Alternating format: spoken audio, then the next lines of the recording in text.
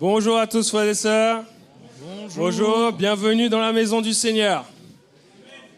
Je répète, bienvenue à tous dans la maison du Seigneur. Amen. C'est mieux. Je vous invite tous, chacun, à prendre place. On va remettre toutes les conversations, la communion fraternelle plus précisément. C'est vrai, on se réjouit, on est content. C'est vrai que ça fait du bien quand on arrive dans un endroit, on voit tout le monde là qui parle avec tout le monde. On voit qu'il y a de la joie. C'est super, c'est encourageant. Donc, comme je dis, c'est vraiment une grâce de pouvoir être là. On sait qu'on est là parce que c'est par le Seigneur qui a payé un grand prix sur la croix. Alléluia. Et ça, il faut pas. Souvent, on l'oublie. Souvent, on pense qu'on vient parce qu'on a décidé de venir, mais on oublie ce que le Seigneur a fait. Et on sait que si on est là, c'est par le miracle du Seigneur. C'est par ce miracle, le miracle de son sacrifice sur la croix. Et j'avais juste un petit passage que je voulais lire avant qu'on commence. C'est rapide, pas besoin d'ouvrir vos Bibles. C'est dans 1 Pierre chapitre 1, le verset 3. Il dit « Béni soit Dieu le Père de notre Seigneur Jésus-Christ qui, selon sa grande miséricorde, nous a régénérés pour une espérance vivante, par la résurrection de Jésus-Christ d'entre les morts, pour un héritage qui ne peut se corrompre, ni se souiller, ni se flétrir. Il vous est réservé dans les cieux.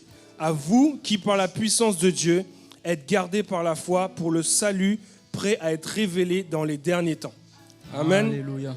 Il y a une grande promesse pour nous, frères et sœurs. Et on sait que on ne sert pas le Seigneur en vain, on ne donne pas nos vies en vain.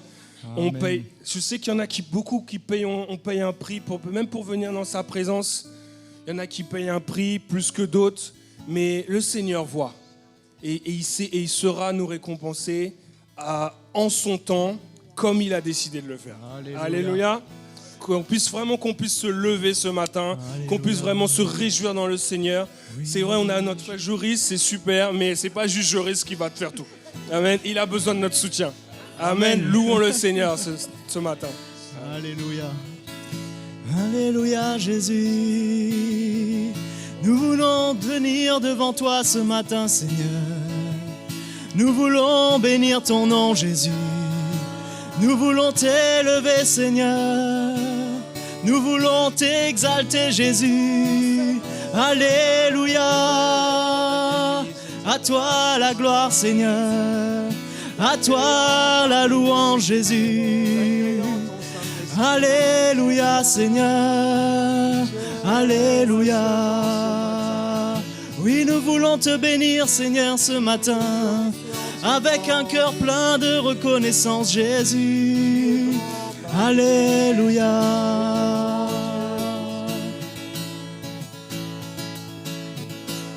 Je te vois dans ta beauté,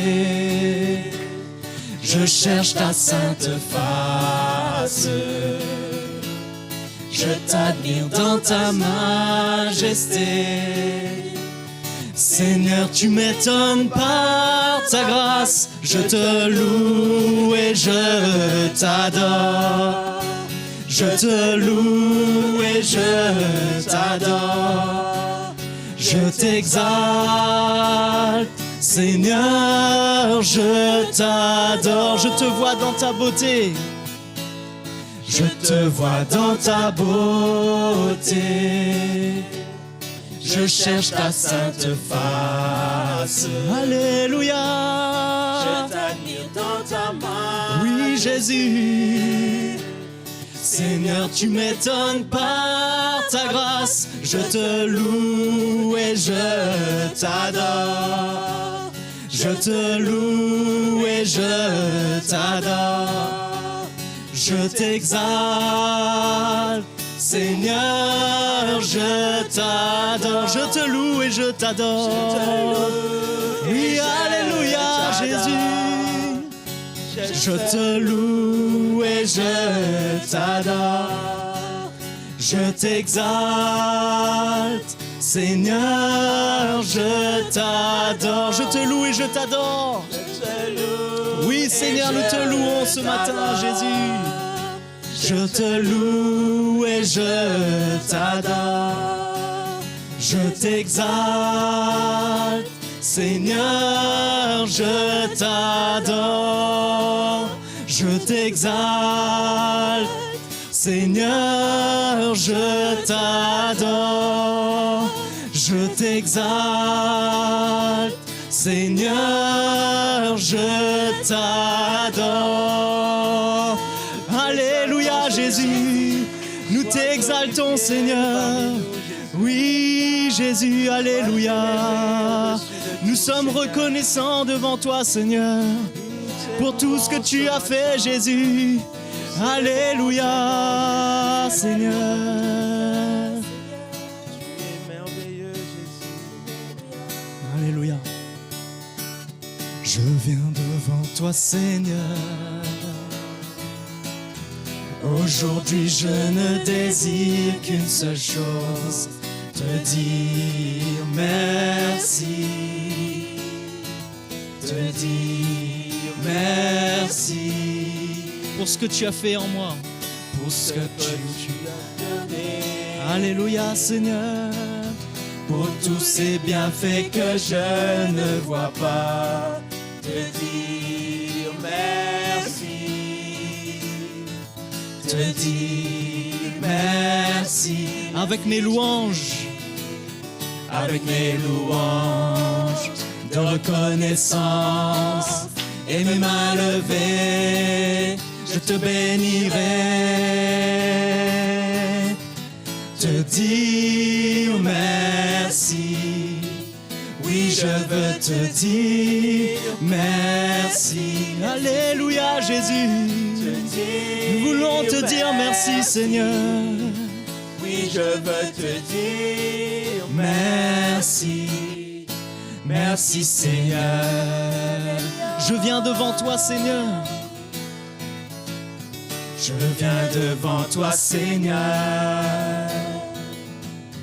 Aujourd'hui, je ne désire qu'une seule chose, te dire merci. Te dire merci. Pour ce que tu fais en moi. Pour ce que tu fais en moi. Tu as chassé les ténèbres de ma vie. Alléluia, Jésus. merci. Te dire merci. Avec mes louanges. Avec mes louanges De reconnaissance et mes mains levées, je te bénirai. Te dire merci. Oui, je veux te dire merci. Alléluia, Jésus. te dire merci. Oui, je veux te dire merci. Avec mes louanges. Avec mes louanges de reconnaissance et mes mains levées, je te bénirai.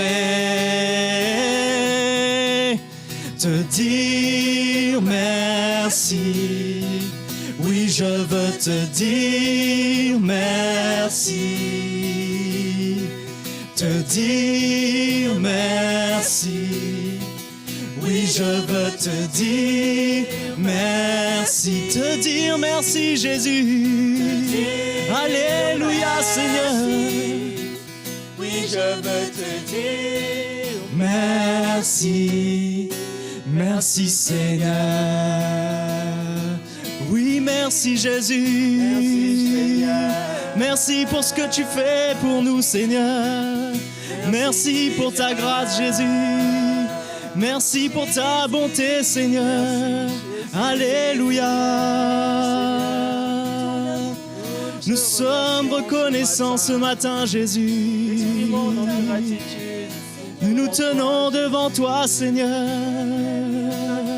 Avec humilité, Jésus. Alléluia, Seigneur. À toi la gloire, Jésus. À toi la gloire. Alléluia, Seigneur. Bénissons ton nom, Jésus. Seigneur, je cherche ta face, brisée devant toi. Je n'ai qu'un seul désir, c'est t'aimer, t'adorer, du fond de mon cœur, du fond de mon âme à jamais. Seigneur, je viens à ta croix, soumettre ma vie, là où tu me fais grâce, là où tu me guéris, au fond de mon cœur, au fond de mon âme à jamais. Alléluia, Seigneur, je cherche ta face, Seigneur, je cherche ta face, brisée devant toi, je n'ai qu'un seul désir, c'est t'aimer, t'adorer, du fond de mon cœur, du fond de mon âme à jamais. Oui, je viens à ta croix, Jésus, Seigneur, viens à ta croix, soumettre ma vie, là où tu me fais grâce, là où tu me guéris, au fond de mon cœur, au fond de mon âme à jamais. Oui, je me courbe à tes pieds. Je me courbe à tes pieds. Je me courbe à tes pieds. Je viens me prosterner devant toi, mon sauveur, mon roi. Oui, je me courbe à tes pieds, Jésus. Je me courbe à tes pieds. Je me courbe à tes pieds. Je viens me prosterner devant toi, mon sauveur, mon roi. Oui, nous cherchons ta face, Seigneur. Seigneur, je cherche ta face, brisée devant toi. Je n'ai qu'un seul désir, c'est t'aimer, t'adorer, du fond de mon cœur, du fond de mon Alléluia. âme à jamais. Oui, Jésus. Seigneur, je viens à ta croix, soumettre ma vie, là où tu me fais grâce, là où tu me guéris, au fond de mon cœur, au fond de mon âme à jamais. Je me courbe à tes pieds. Je me courbe à tes pieds. Je me courbe à tes pieds. Je viens me Oui, Jésus. prosterner devant toi. Mon sauveur, mon roi.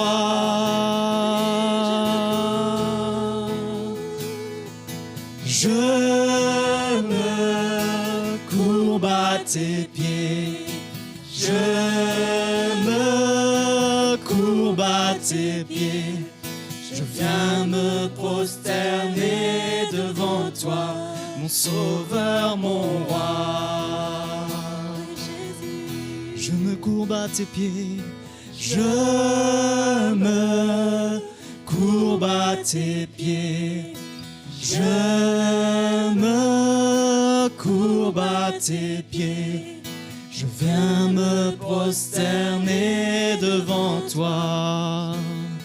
Je viens me prosterner devant toi.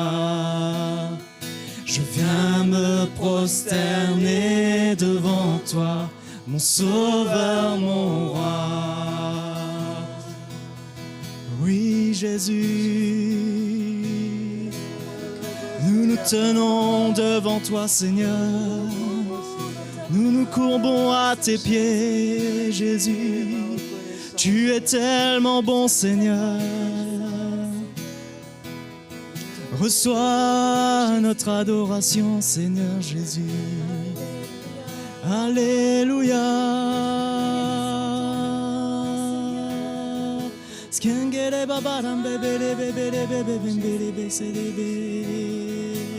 Alléluia Jésus, nous t'adorons Seigneur, pour tout ce que tu es Jésus, pour tout ce que tu fais Seigneur. Alléluia Jésus, Alléluia. Oh je t'adore, Dieu tout-puissant, nul n'est comme toi. Oh je t'adore,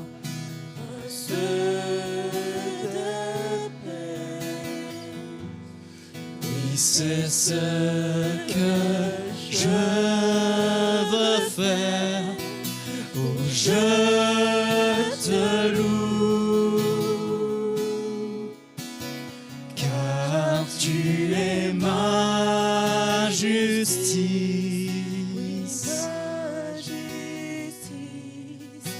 Oh je t'adore, Dieu tout-puissant,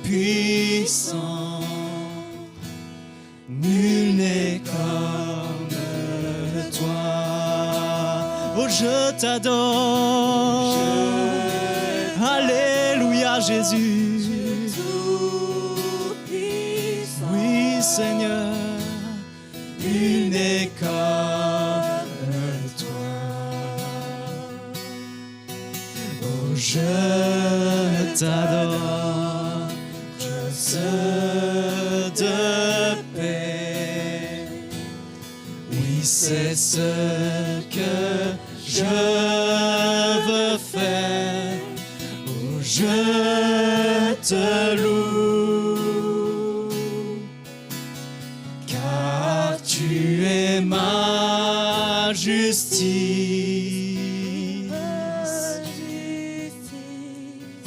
Oh je t'adore, Dieu tout-puissant, nul n'est comme toi. Oh je te loue,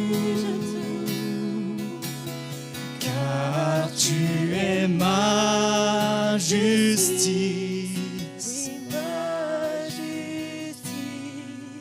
Oh je t'adore, Dieu tout-puissant, nul n'est comme toi. Nul n'est comme toi. Oui, nul n'est comme toi, Seigneur. Nul n'est comme toi. Alléluia. Nul n'est comme toi, Jésus. Nous t'adorons, Seigneur. Alléluia. Tu es assis sur le trône, Seigneur. Nous nous courbons devant toi, Jésus. Toi seul es digne de recevoir nos louanges, Seigneur. Alléluia. Seigneur, nous t'adorons.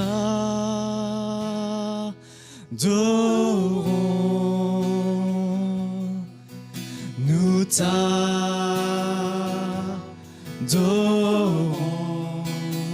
Seigneur, nous t'adorons.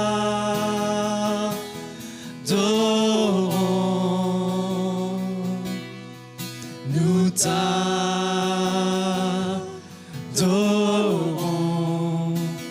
car ton nom est saint. Oui, ton nom est saint, Jésus. Alléluia. Oui, ton nom est saint, car ton nom est saint, est saint, Seigneur. Oui, nous t'adorons, Seigneur. Seigneur, nous t'adorons.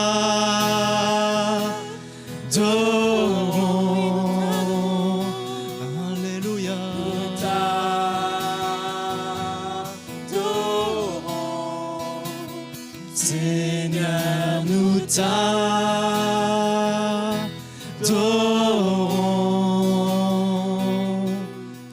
Nous t'adorons.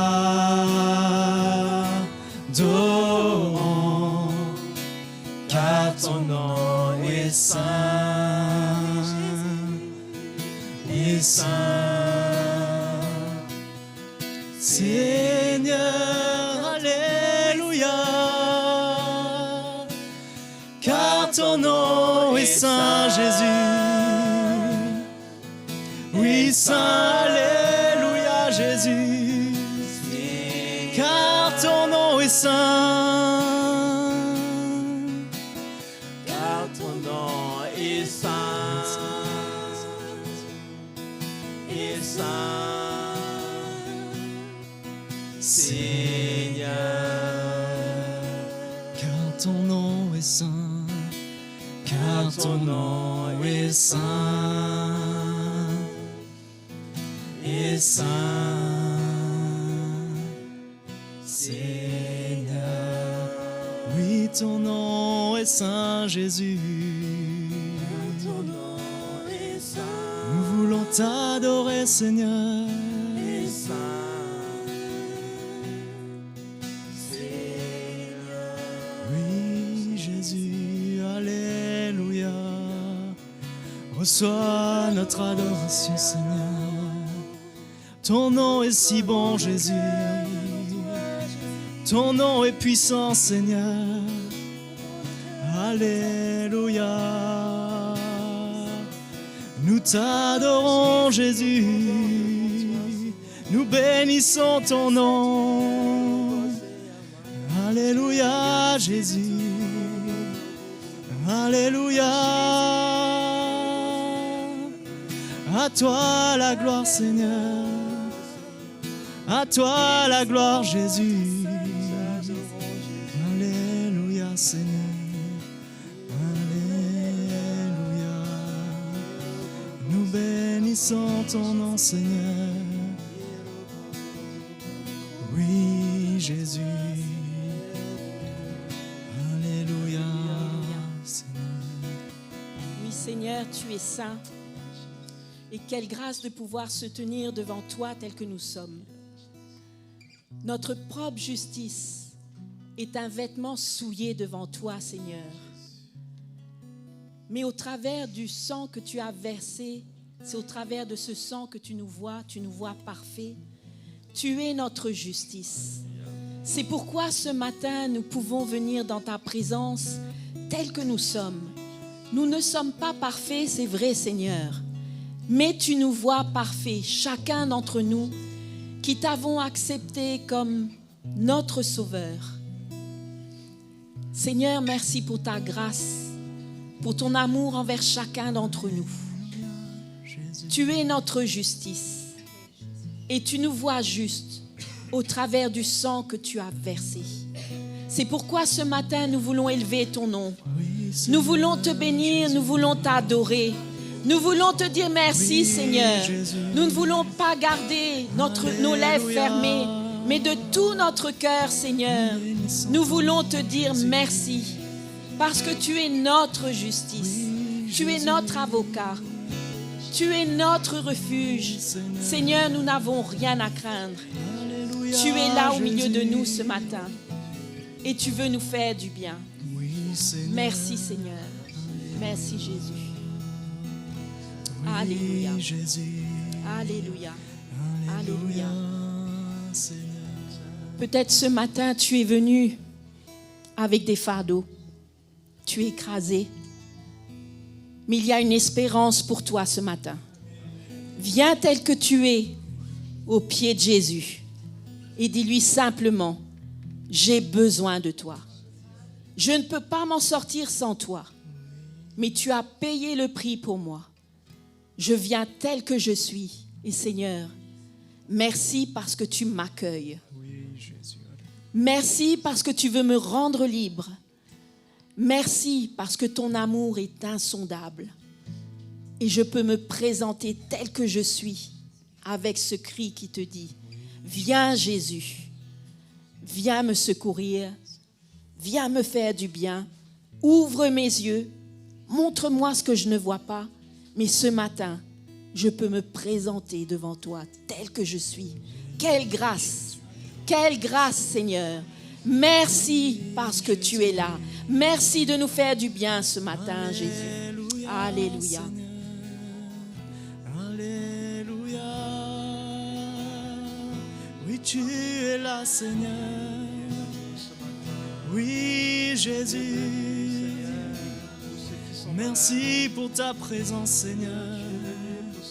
Merci pour ta visite parmi nous, Seigneur. Alléluia. Oui, Jésus.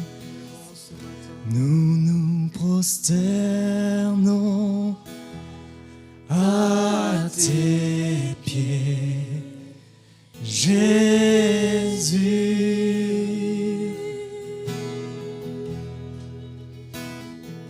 Nous nous prosternons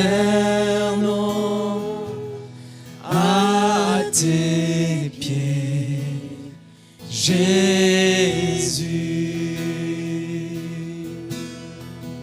Oui, Jésus, Jésus, Jésus, Jésus. Oui, chantons son nom, Jésus, Jésus, Jésus. Nous nous prosternons, nous nous prosternons à tes pieds, Jésus.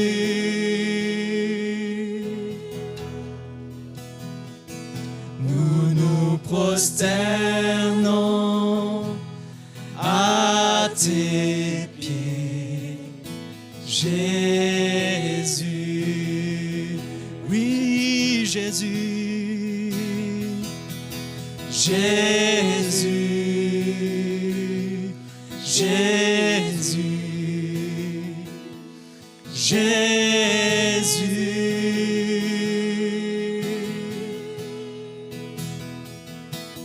Jésus,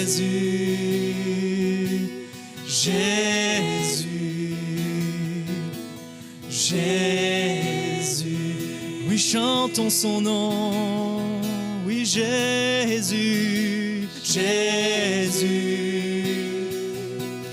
Jésus, Jésus. Alléluia, Seigneur. Jésus, Jésus, Jésus. Alléluia. Jésus, Jésus, Jésus.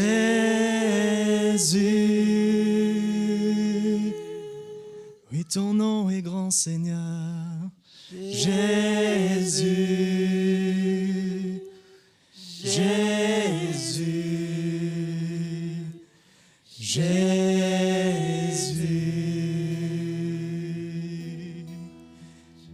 Alléluia, Jésus. Oui, Seigneur Dieu, nous bénissons ton nom ce matin. Nous voulons réaliser à quel point tu es grand, Jésus. Chaque instant de notre vie, fais-nous réaliser, Seigneur, ne jamais l'oublier que tu es grand, que tu nous aimes, que nos vies sont entre tes mains. C'est par pure grâce que nous sommes là ce matin. Nous ne méritons rien, Seigneur. Et cela, nous te le devons, Seigneur. Nous devons, Seigneur, au prix que tu as payé à la croix, à la victoire que tu as remportée. Et c'est vrai que nous pouvons passer par des moments, comme la sœur a dit ce matin, Seigneur. mais tu nous aimes, tu nous oublies jamais, tu ne nous abandonnes pas, Seigneur. Tu es toujours à la distance d'une prière. C'est nous qui nous retirons, Seigneur, mais toi, ta main est toujours tendue, afin de nous ramener, Seigneur, dans la barque, afin de nous ramener sur le chemin. Quelle grâce de savoir que tu es assis sur ton trône. Seigneur Jésus, attache nos cœurs à toi. Attache définitivement nos cœurs à toi, Seigneur. Sépare-nous de ce monde, Seigneur, de sa séduction, de sa tromperie. Tu es tellement bon pour nous, Seigneur. Nous voulons nous humilier ce matin parce que, Seigneur Jésus, dans les moments difficiles, nous pouvons tellement avoir des pensées qui vont dans tous les sens. Nous pouvons douter, mais Seigneur, nous ne voulons plus douter, Seigneur. Fais que nous ne doutions plus, Seigneur, de toi, de ton amour, Jésus. Quelles que soient les circonstances, quelles que soient les épreuves, quelles que soient les montagnes qui sont devant nous, Seigneur. Attache nos cœurs à toi. Que toute la gloire te soit rendue ce matin. Merci, Jésus. Nous sommes reconnaissants ce matin. Nous n'avons pas les mots pour l'exprimer, Seigneur. Je te bénis pour mes frères et sœurs ici présents. Je te bénis pour les familles, Seigneur. Je te bénis pour les enfants. Je te bénis pour les jeunes, Seigneur. Je te bénis pour les plus âgés, Seigneur. Je te bénis pour ta famille, la famille de Dieu, Seigneur. Quelle grâce, Seigneur. Bénissons ton nom, Père. Alléluia. Bienvenue les frères et sœurs. On est à la bonne place, n'est-ce pas? On est à la bonne place. Dans la maison de Dieu, c'est là où nous devons être, mes frères et sœurs. Et qu'il n'y ait aucun doute. C'est vrai qu'on se réunit dimanche, mais c'est tous les jours, mes frères et sœurs. Tous les jours que nous devons glorifier le nom de Jésus. Devons lever Jésus-Christ là où nous allons. Donc on veut vous accueillir ce matin tous autant que vous êtes. Soyez les bienvenus dans la maison. Le Seigneur a certainement quelque chose pour chacun de vous. Alléluia. Est-ce que vous avez cette attente dans vos cœurs? Le Seigneur a quelque chose pour toi. Mon frère et ma sœur, sois réveillé ce matin. Sois éveillé ce matin. Sois attentif spirituellement parce que le Seigneur va te parler. Donc je veux juste témoigner de... On était à Abidjan pour la conférence CTMI d'Abidjan, Côte d'Ivoire. On était avec l'équipe CTMI, le frère Mickey, le frère Jocelyn, le frère Patrick Mepa, le frère Brian et j'en oublie, le frère Théophile de Ouaga. Et voilà, toute cette équipe-là, on était ensemble pour la conférence à Abidjan. Et ça s'est vraiment très, très bien passé. Quand on était à Abidjan, je pensais, dans le livre des Actes, vous savez que l'apôtre Paul a fait 3 voyages missionnaires pour aller un peu partout apporter l'évangile. 3 voyages missionnaires. Et même le dernier, certains disent que c'est un voyage, mais quand il partait vers Rome, mais ce n'était pas librement, mais il avait quand même demandé à aller à Rome. Là encore, il parlait, il prêchait la parole à qui Dieu mettait devant lui. Et je réalise que ces voyages étaient nécessaires pour fonder toutes ces églises-là. Éphèse, Galates, Corinthe, toutes ces églises-là. Il s'y est pris 3 fois. Et il repartait pour visiter les églises. Même l'apôtre Pierre, il partait pour visiter les églises pour voir dans quel état étaient les frères et sœurs qui avaient reçu le message. C'était nécessaire parce qu'il y avait besoin d'apporter ce message qui donne la vie, ce message pour éclairer, pour enlever tout ce qui est mélange, pour enlever toutes les traditions et emmener les frères et sœurs, et en tout cas ceux qui veulent accepter ce message pour amener la vérité de Jésus-Christ. Et c'est tellement nécessaire, mes frères et sœurs, je réalise à quel point les voyages missionnaires du frère Mickey, de l'équipe CTMI, c'est vraiment nécessaire. On a la grâce, mes frères et sœurs, d'avoir le message de la croix et la vérité, mais sortez un peu d'ici, vous allez voir à quel point il y a un désert spirituel. Et seulement pas un désert spirituel, mais un mensonge. Il y a des choses qui sont... la parole de Dieu est tordue. Et les gens avalent. Et c'est malheureux. Et donc, j'ai réalisé à quel point c'était nécessaire. Quand je partais avec Bérénice et Annie Junior, garçon, quand on partait tous les trois, quand je vais dans les voyages missionnaires pour accompagner l'équipe, je ne sais jamais ce que je dois faire. Je dis, mais est-ce que je serais nécessaire là-bas? Mais oui, mes frères et sœurs. Et je vais vous dire ce matin, chacun de vous, chacun de nous, on peut être nécessaire. On peut être utile. Utile, c'est le mot qui est bien. Utile là-bas. Et donc, quand on est arrivé, on avait des livres, on avait 2 valises de livres. On n'avait pas de bagages pour nous-mêmes. On avait 2 valises de livres. Frère Mickey, on est arrivé. Et il fallait vendre ces livres-là pendant la conférence. Et on s'est mis à l'œuvre avec la petite équipe. Il y a une équipe de 5 frères et sœurs à Abidjan qui suivent les Zooms, qui sont sur le Zoom. Et ils ont quitté leurs églises parce qu'ils ont entendu le message de la vérité. Et au lieu d'aller à l'église là-bas avec un pasteur, ils préfèrent maintenant suivre les Zooms. Et ce n'est pas facile pour eux parce qu'il faut de la data, il faut payer les connexions Internet. Donc ce n'est pas facile, mais ils s'accrochent. Et donc, avec eux, on tout simplement tenir les stands des livres, compter, faire les inscriptions des gens qui arrivaient. C'était ça notre travail, ce n'était pas plus que ça. Mais il fallait des gens à qui Gilbert et l'équipe pouvaient faire confiance. Alléluia. Ce n'est pas que les gens là-bas ne sont pas dignes, mais c'est quand même plus facile quand il faut compter de l'argent, c'est quand même plus facile quand il faut faire un travail sérieux de le donner à quelqu'un à qui on fait confiance. Donc c'était notre travail. Et pendant 3 jours, tous les jours, il y avait 2 sessions. Et que le matin, mais il y avait 2 sessions, il y avait une pause et puis après on reprenait. Et donc pendant 3 jours, on a tenu les stands, on a fait les comptes, on a inscrit les gens et on voit à quel point, franchement, sur ce sur quoi je veux revenir, c'est qu'il y a vraiment un désert.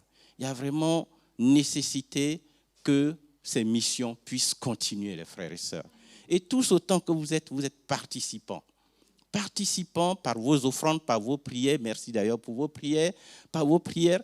Mais c'est vraiment tellement nécessaire parce que les gens ont besoin de ces messages. Il y a beaucoup qui comprennent pour l'instant rien. Mais nous aussi, on était comme ça. On est arrivé, on ne comprenait pas grand-chose. Mais ce n'est pas une raison pour arrêter. Ce n'est pas une raison pour se décourager. Parce que ça viendra dans le temps du Seigneur. Et donc, je veux nous encourager, mes frères et sœurs, à ne pas relâcher, à prier pour ces hommes, pour ces gens. On ne les connaît pas, mais on prie. On prie pour eux, pour que la lumière de l'Évangile vienne. Parce que comme je disais tout à l'heure, quand l'apôtre Paul faisait les voyages missionnaires, il ne connaissait pas les gens non plus. Mais il avait une certitude. Il fallait apporter le message qui libère les gens. Le message de la vérité. Et ces messages-là, ils en ont besoin, mes frères et sœurs. Ils le boivent comme jusqu'à la lie. Mais ça fera son effet plus tard. On ne sait pas quand, mais ça fera son effet dans le temps du Seigneur. Et il faut être patient. Il pose des questions, il repose les mêmes questions. Et le frère Mickey, il est tellement patient. Et il répond, il réexplique sur la dîme, sur le ministère de la femme, sur la fondation, le fondement du chrétien. Et ces choses-là, ils ont eu ça pendant la conférence Bâtir, mais le frère Mickey, il réexplique, il réexplique encore. Et les gens posent des questions et il est patient. Même en pleine prédication, les gens lèvent la main pour poser la question et il répond. Vois quelle patience ce monsieur il a, ce frère. Mais il a un cœur. Il voit vraiment beaucoup plus loin que nous. Il ne s'arrête pas à ce qu'il voit, mais il voit beaucoup plus loin. Et à quel point, mes frères et sœurs, on peut être utile. Je vous invite franchement à vous rendre utile pour la mission, pour ce qui est en train de se passer. Même ça peut être à côté de vous. On n'est pas obligé d'aller si loin. Il y a des voyages missionnaires. Là, ils vont partir à Ouagadougou, au Burkina Faso, mes frères et sœurs. Il y a des voyages pour le Burkina. Là, ils vont partir. L'équipe va partir au Burkina. Là, continuez à prier pour eux. Continuez à prier pour eux parce qu'ils ne sont pas jeunes. Et l'Afrique, c'est vraiment très dur. Très, très, très, très dur. Quand on arrive là-bas, l'organisme est vraiment mis à l'épreuve. Et il y a des voyages missionnaires en début de l'année. En début d'année prochaine, il y a le Niger et il y a le Tchad. Ce n'est pas des pays faciles non plus, en plus des pays qui sont très, très, très... Donc, mes frères et sœurs, nous, on a été vraiment bénis. On va pour servir, pour être utile, mais on est tellement bénis avec les échanges, avec plein de choses. Donc, je vous invite vraiment, par vos offrandes, ne relâchons pas, mes frères et sœurs.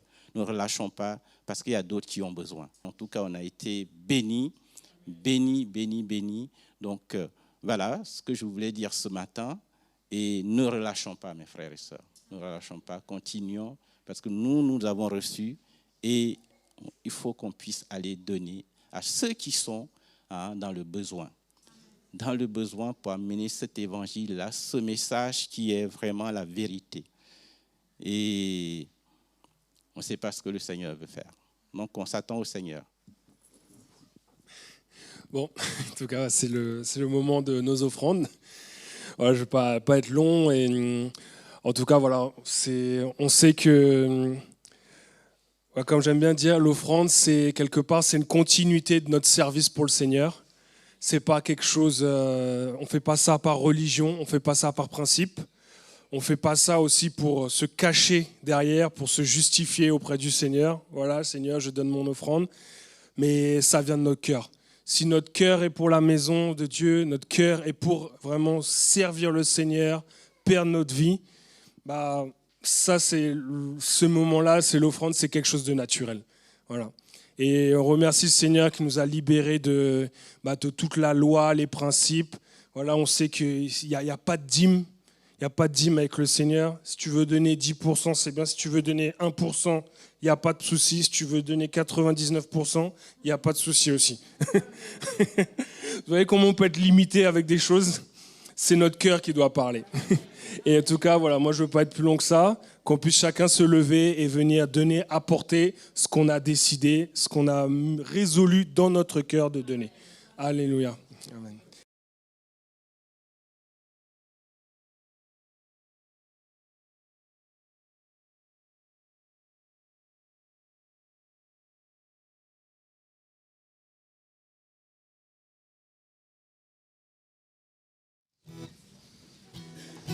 Alléluia. On va se lever, mes frères et sœurs. On va louer notre Dieu pendant l'offrande. Alléluia. Personne n'est plus grand que notre Dieu. Personne n'est plus grand que notre Dieu. Personne. Ce n'est pas par la force, ni par la puissance, mais c'est par le Saint-Esprit. Et nous marchons joyeux, avec Jésus notre berger. Et nous marchons joyeux, avec Jésus notre berger. Personne n'est plus grand que notre Dieu.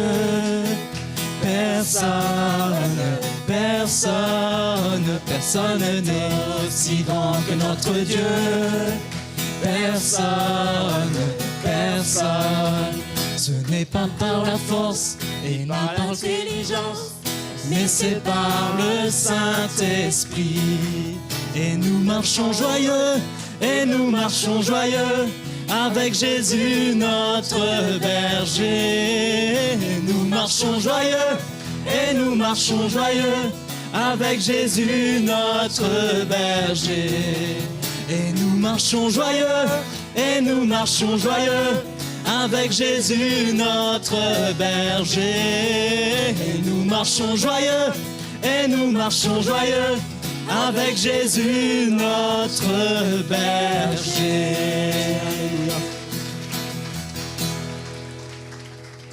Et on accueille notre frère Jean-Charles. Amen.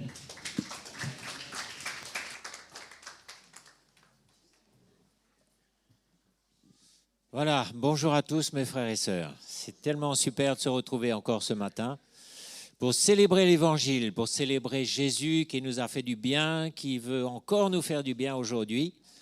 Et ça nous réjouit quand on entend des bonnes nouvelles de ce que Jésus fait en Afrique notamment. Et on va continuer, d'accord, à soutenir l'œuvre missionnaire parce que l'Église, par définition, est missionnaire. Je ne sais même pas pourquoi on appelle notre Église Église missionnaire, parce que par vocation, elle est missionnaire. Et l'œuvre missionnaire, pour 99%, c'est sur le terrain en Afrique. Et on est heureux de soutenir ça. Et on se souvient que nous-mêmes ici, nous avons été édifiés sur le fondement des apôtres et des prophètes. Et je me souviens encore, et les plus anciens ici se souviennent de cette époque, dans les années 90, où le ministère apostolique venait et revenait. À l'époque, c'était 2 fois par an. 15 jours, 2 fois par an, juillet, décembre. Ils étaient courageux parce que pour eux, la France, c'était quand même un terrain aride. On était très raisonneurs, très sûrs de nous, et ils étaient courageux, ils ont été patients. Il faut reconnaître qu'au début, on ne comprenait pas grand-chose. C'était nouveau. Mais ils ont été patients, ils ont persévéré. Et ce qui nous donne aujourd'hui toute notre solidité, notre stabilité, c'est ce que les apôtres et les prophètes ont investi en nous. Ça doit être clair pour nous tous. Le fondement est posé par les apôtres et fortifié par les prophètes, les enseignants, etc. Et aujourd'hui encore, souhaitons, désirons, prions pour que ces ministères continuent à venir. Parce qu'on est solide, mais on a besoin d'être fortifié encore tous les jours. Un peu comme nous, même si on est en bonne santé, quand l'hiver arrive, on prend du calcium, de la vitamine D, on prend toutes sortes de choses. Dans l'esprit, nous avons aussi besoin d'être fortifiés régulièrement. Vous le ressentez? Il sait parfaitement ce qu'il fait. Et n'allez pas prendre des fardeaux sur vous qui ne sont pas pour vous. Il y a des Pourquoi les innocents souffrent? Ce n'est pas ton problème. Pourquoi il y a des enfants qui sont massacrés ici ou là? Ce n'est pas ton problème. Toi, concentre-toi sur ta course, regarde devant, ne regarde pas à gauche, ni à droite, ni en bas, ni derrière, qui est derrière toi en train d'essayer de te doubler, mais finis ta course, concentre-toi, parce qu'il y a tellement de choses qui vont essayer de nous distraire. Ah, mes frères et sœurs, attention aux émotions, attention à toutes ces choses-là, parce que ce sont des pièges pour nous. Il y a des fardeaux qu'on n'est pas appelé à porter. Et par contre, est-ce qu'on est sensible à la misère qui est juste à côté de nous? Peut-être ma voisine de palier qui est malade, peut-être une personne qu'on croise dans la rue. Voilà ce que Jésus met devant moi, humblement. Et là, on se met en action. Là, on se met à l'œuvre. Et puis, bien sûr, évidemment, aussi toute la vie de l'Église, au fait, notre appel, c'est ce que Dieu met devant nous. Le reste, il s'en occupe. Et puis, in fine, il y a un argument qui met tout le monde d'accord, c'est qu'il n'y a aucun innocent sur cette terre. Tous ont péché et sont privés de la gloire de Dieu. Donc ça met fin à toutes les discussions. Le Seigneur sait mieux que nous ce qui se passe. Il a un but. Alors, bien sûr, on s'intéresse aussi à ce qui se passe. Je suis attentivement ce qui se passe en Israël, parce que Jérusalem, c'est le cœur du monde, c'est l'horloge du monde aussi. Et on sent que cette horloge est en train d'avancer et que le retour de Jésus est proche, mais je ne vais pas m'enflammer émotionnellement pour telle cause ou telle cause et me mettre à juger le gouvernement ceci, etc. Juste, je regarde et je me dis, oh, le retour du Seigneur approche encore. Et moi, j'ai plus que jamais besoin de me concentrer sur ma course. Tous ceux qui combattent, c'est nous, s'imposent toute espèce d'abstinence. Et ils le font pour obtenir une couronne corruptible. C'est ce que je vous disais. Vous savez, la couronne de Jules César en laurier qui finit à la poubelle parce qu'elle est fanée. Mais nous le faisons pour une couronne incorruptible. Moi donc, je cours, non pas comme à l'aventure. Je frappe, non pas comme battant l'air, mais je traite durement mon corps. Je le tiens assujetti de peur d'être moi-même désapprouvé après avoir prêché aux autres.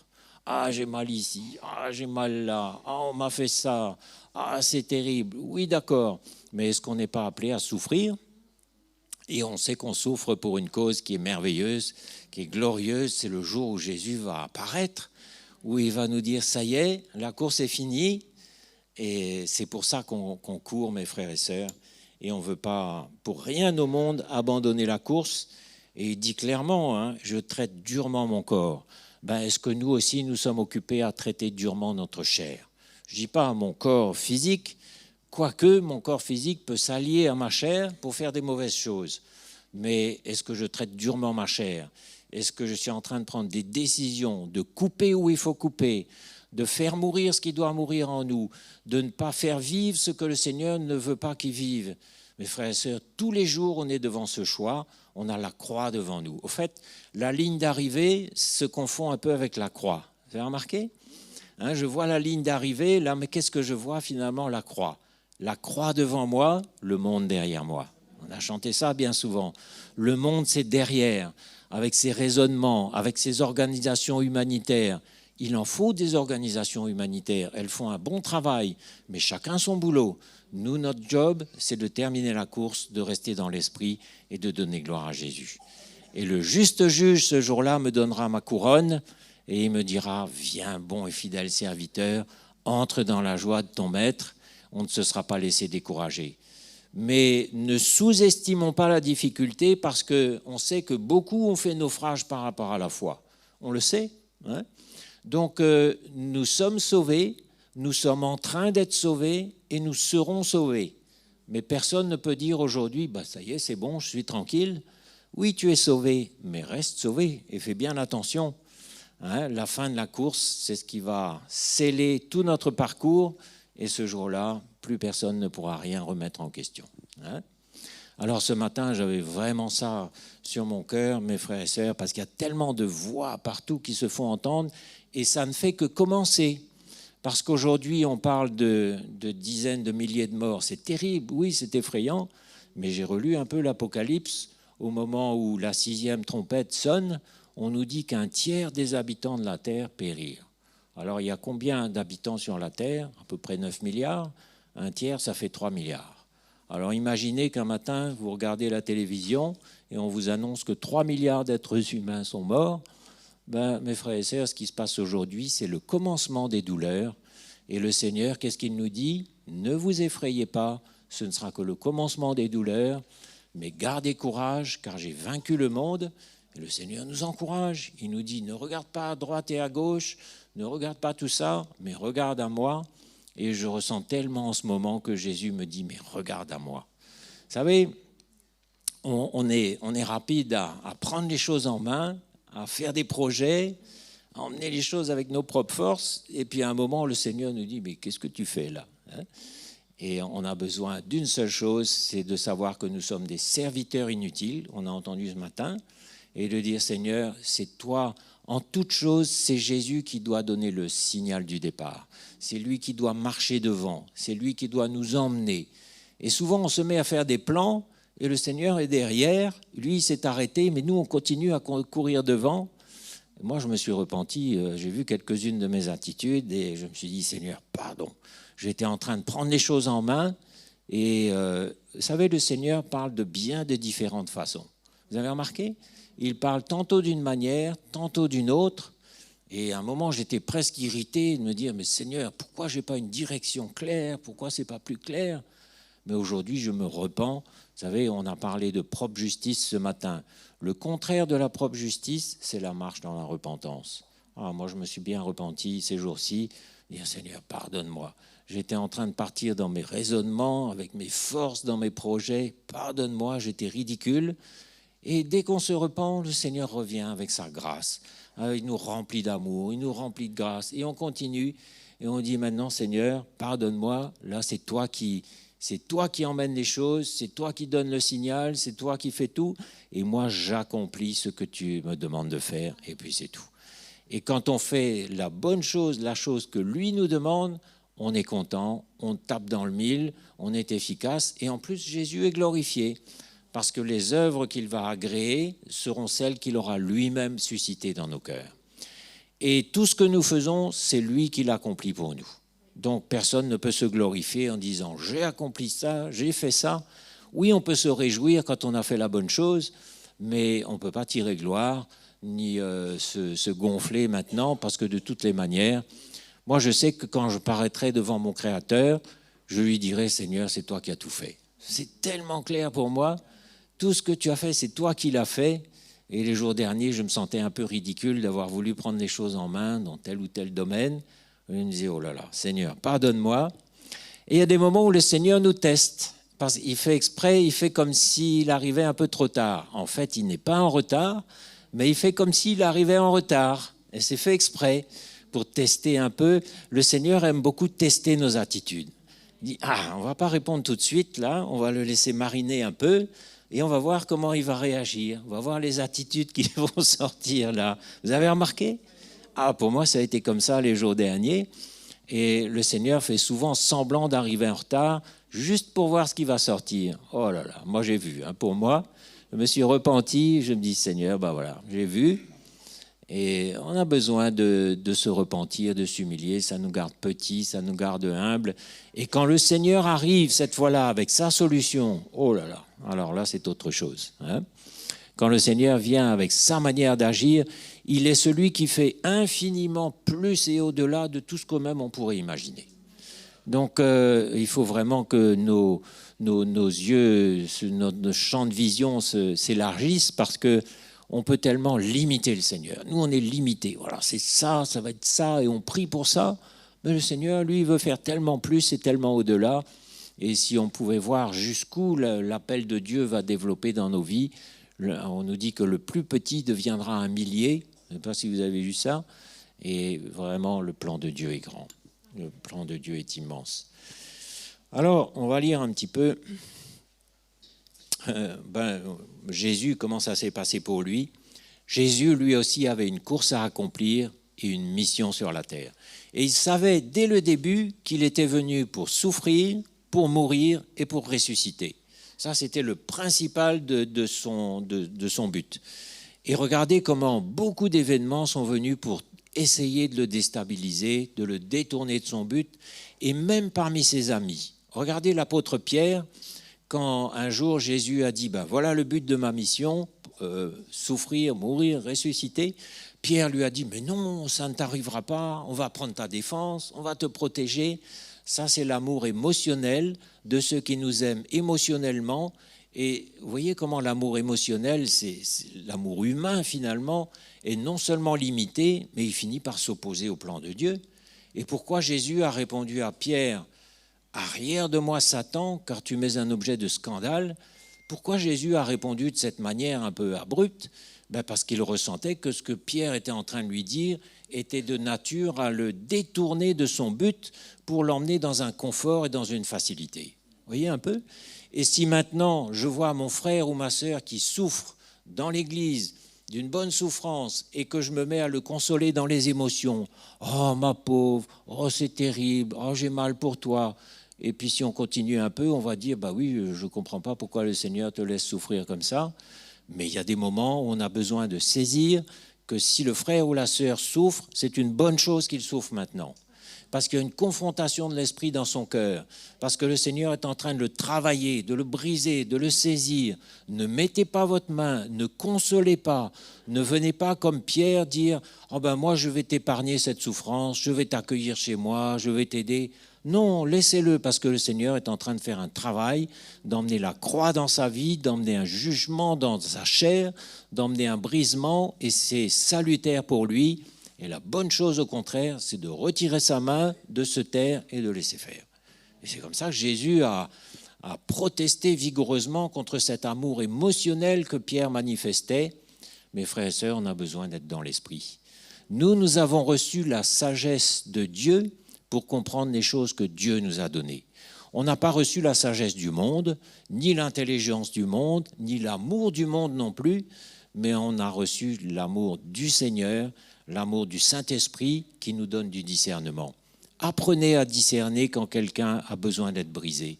Apprenez à ressentir que quelqu'un souffre pour une bonne cause, parce que Jésus travaille sa vie. Et là, vous ne serez pas émotionnel, vous n'allez pas consoler dans les émotions, vous allez peut-être même résister à un moment, et vous allez voir l'œuvre de Dieu qui va se faire. Alors quand il s'agit de nos enfants, c'est un peu plus difficile. Moi, j'en suis là, mais c'est pourtant ça, parce que nos enfants, ce sont d'abord les enfants du Seigneur.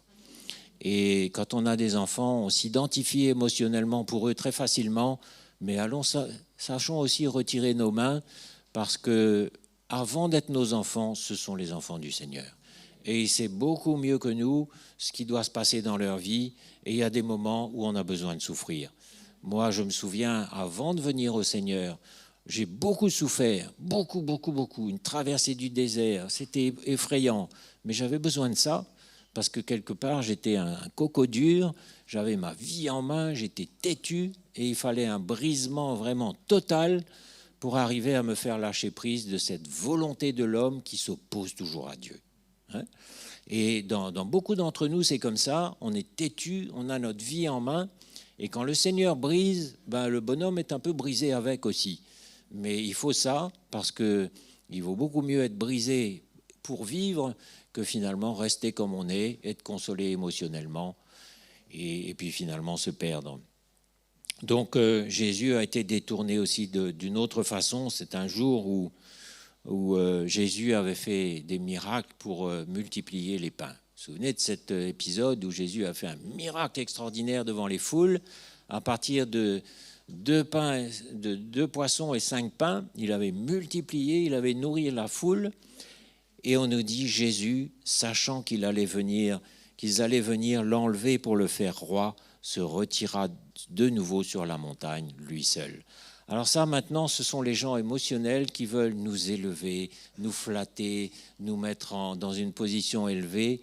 Et attention, si on n'est pas sur le fondement de la croix, parce que là encore, on va se laisser avoir. Le super job, les flatteries, les encouragements émotionnels. Attention, et là, Jésus savait que les foules allaient vouloir le mettre sur un trône comme le roi de leur cause à eux, quoi, pour mettre les Romains dehors, pour établir un royaume sur la terre. Il savait que ce n'était pas ça son but. Lui, il avait une course, c'était de continuer sa course pour souffrir, mourir et ressusciter. Il était venu pour ça, pas pour être un roi pour quelques années sur la terre, pas pour établir un royaume sur la terre, mais il avait une mission, il avait une vision et il avait un but. Est-ce qu'on a une vision, nous, mes frères et sœurs, dans notre cœur ce matin ? Je crois qu'il y a une vision dans l'Église, non ?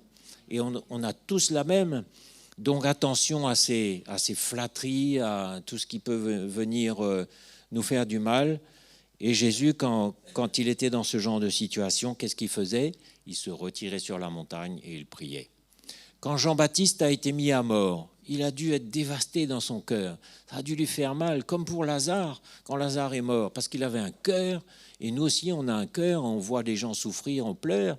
Mais qu'est-ce qu'il a fait ? Il ne s'est pas lamenté, il n'est pas allé voir les autorités pour essayer d'obtenir justice contre Hérode ou contre X. Non, il est allé prier et dès le lendemain matin, il s'est remis à l'œuvre, il a recommencé à servir. Voilà l'attitude, mes frères et sœurs.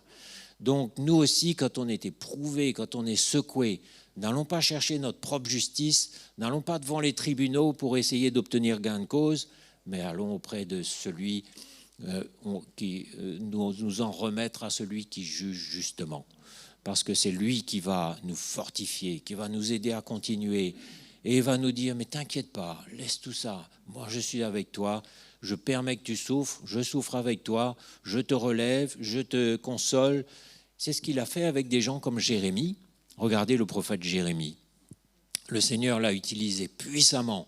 Son onction était sur Jérémie.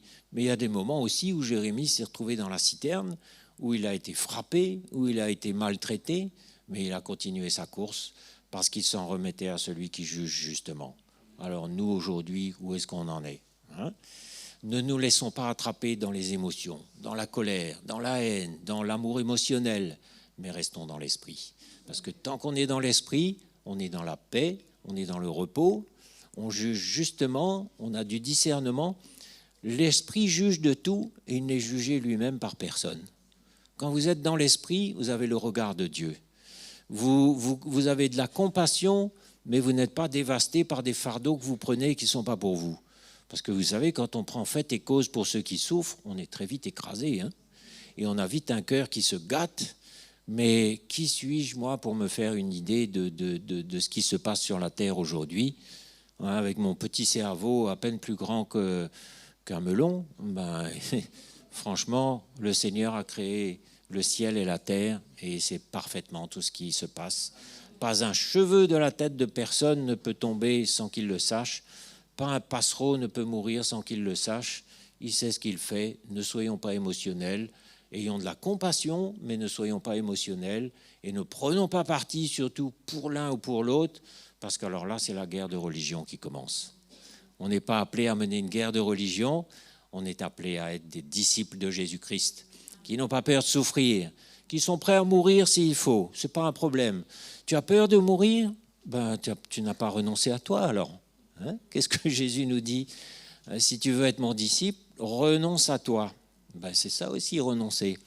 Et si Jésus me demande ma vie demain, où est mon problème? Puisque, de toute façon, ma vie lui appartient, elle n'est plus à moi depuis longtemps. Donc Jésus a connu aussi la flatterie, et il a connu à nouveau cette espèce de flatterie quand il s'approchait de Jérusalem. Un jour, il s'approchait de Jérusalem, monté sur le petit d'un âne. Vous connaissez cet épisode? Et les gens devant lui déposaient des branchages, des vêtements pour que l'âne ne marche pas sur le sol, mais marche dessus. Enfin, des flatteries, des louanges. Hosanna, celui qui vient au nom de... Et puis le lendemain, à mort, crucifie-le. C'était les mêmes, hein? Donc, vous voyez, les foules sont tantôt avec vous, tantôt contre vous, tantôt contre telle confession, tantôt, un jour, ce sera contre nous peut-être, mais les foules sont versatiles parce qu'elles ne sont pas éclairées et parce qu'elles ont un voile sur les yeux. Parce que le Dieu de ce siècle les a aveuglés. Le Dieu de ce siècle a mis sur les nations un voile pour qu'ils ne voient pas. Mais chez nous, le voile a été ôté et on voit. Donc, on sait, il ne faut pas se fier à... Si un jour les autorités nous soutiennent, tant mieux, mais demain, il faut savoir qu'elles seront peut-être contre nous. Donc, on ne se fie pas à ça, mais on s'appuie sur le Seigneur qui, lui, sera toujours avec nous. Il faut être prêt à tout, mes frères et sœurs, et savoir qu'on a une course à courir et rester concentré sur la course.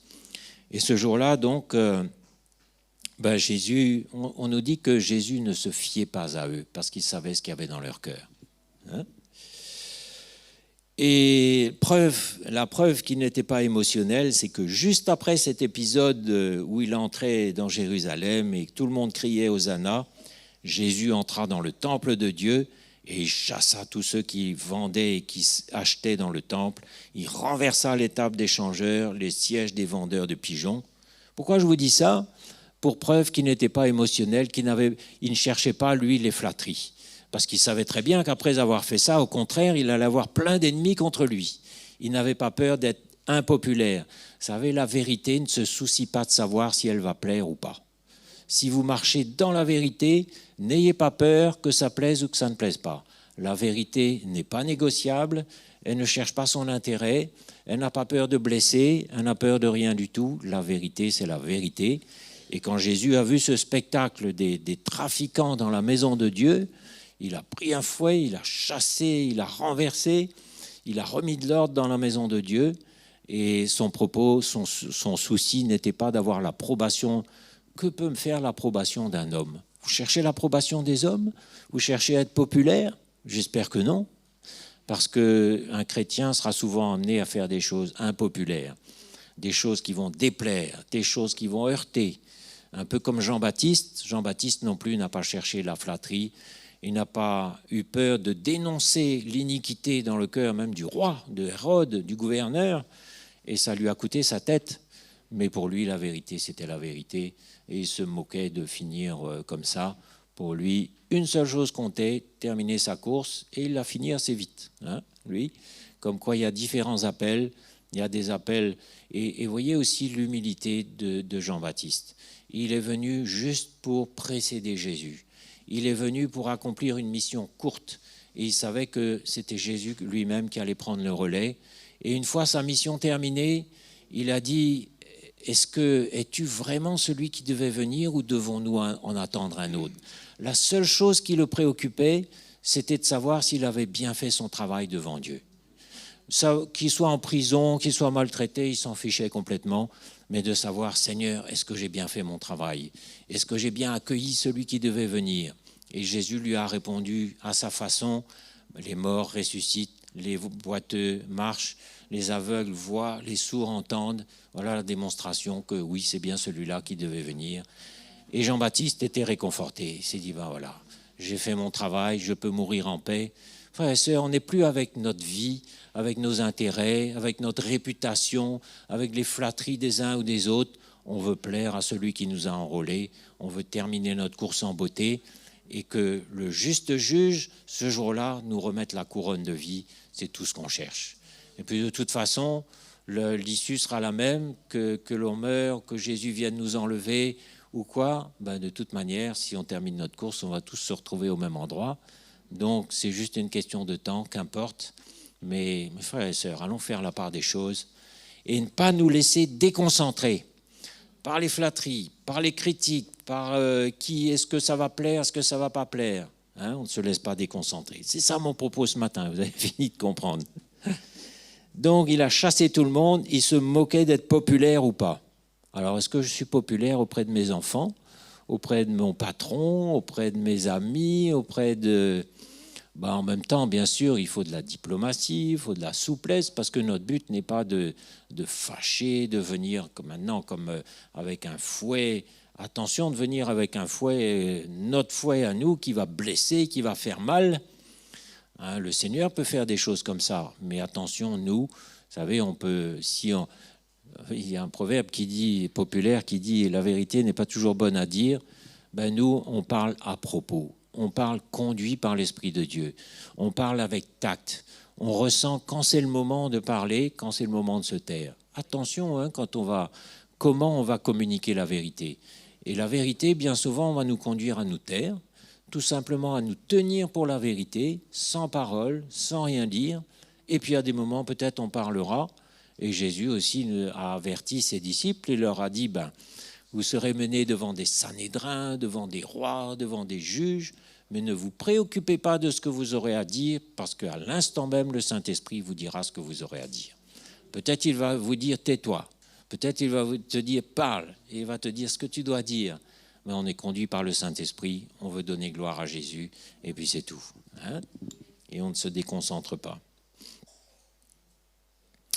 Matthieu 27, Matthieu 27, c'est... Pilate leur dit, « Que ferai-je donc de Jésus qu'on appelle Christ ?» Et tous répondirent, « Qu'il soit crucifié. » Wow. Le gouverneur dit, « Mais quel mal a-t-il fait ?» Même le gouverneur, le Romain, essayait de prendre sa défense et il criait encore plus fort, « Qu'il soit crucifié. » Alors vous voyez les foules, voilà exactement les foules. Donc si aujourd'hui X, Y vous flatte, vous supporte, vous encourage, attention aux encouragements du monde. Attention à l'amitié du monde, parce que les amis du monde, ils sont versatiles. Aujourd'hui, ils sont avec vous. Demain, du jour au lendemain, ils vont changer d'avis et s'opposer à vous ou vous laisser tomber comme... Donc, sachez que l'amitié du monde est illusoire. C'est comme ceux qui s'appuient sur l'Égypte dans la parole de Dieu.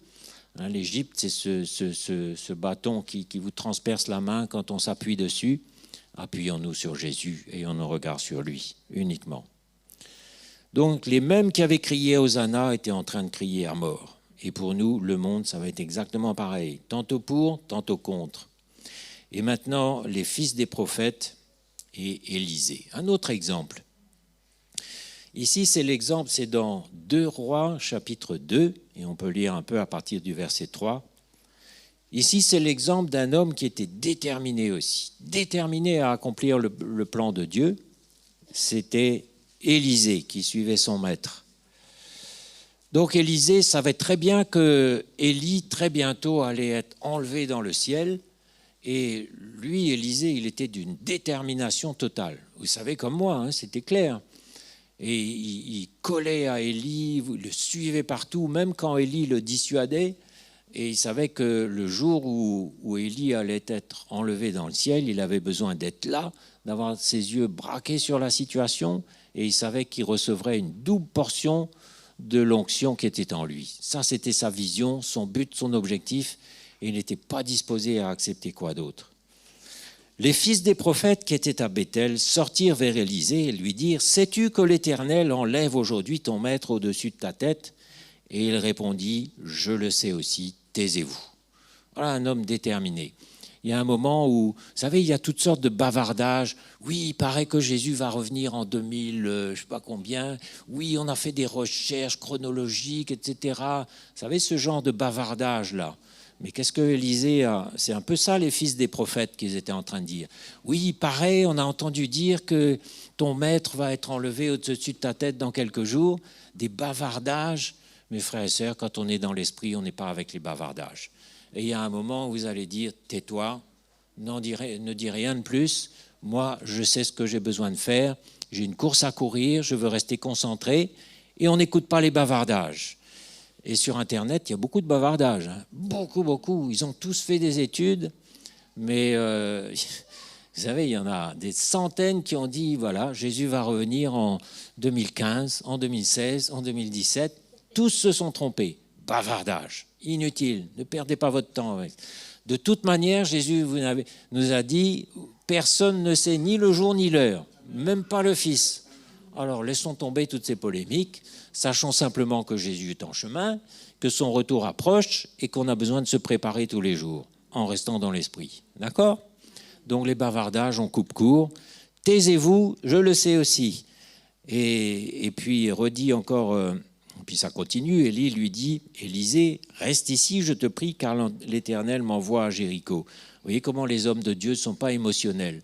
Tu veux me suivre? Et enfin, il était presque en train de le dissuader, de lui dire non, non, reste ici, un peu comme pour tester sa détermination. Et ne vous attendez pas toujours à des encouragements quand vous allez emboîter le pas de ceux qui sont devant vous, parce qu'ils sont dans l'esprit et ils ne vont pas vous flatter non plus. Et ils ne vont pas nécessairement vous dire non plus c'est bien, tu veux me suivre, viens. Non, ils vont être un peu rudes, souvent un peu rudes, mais c'est fait exprès pour tester votre détermination et pour voir si vous cherchez des choses émotionnelles ou si vous passez par tout ça pour un but spirituel. Hein? Donc il répondit, l'Éternel est vivant et ton âme est vivante, je ne te quitterai point. Tu peux être désagréable, tu peux me rabrouer, tu peux faire ce que...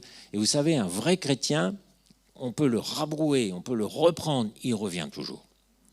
Il n'a pas cette réaction puérile de dire « ouais, bon, on ne m'a pas considéré, on m'a parlé durement, il n'y a pas d'amour dans l'Église, bébé ». Mais un vrai chrétien qui est fondé, qui est sur la croix, il sait ce qu'il veut. Il veut l'onction de Dieu, lui. Il veut l'approbation de Dieu. Et si l'homme le rabroue, il dit « merci, ça me fait du bien, ça traite un peu mon orgueil, on continue ». Et il revient, et il continue. Ça, c'est le chrétien de maturité.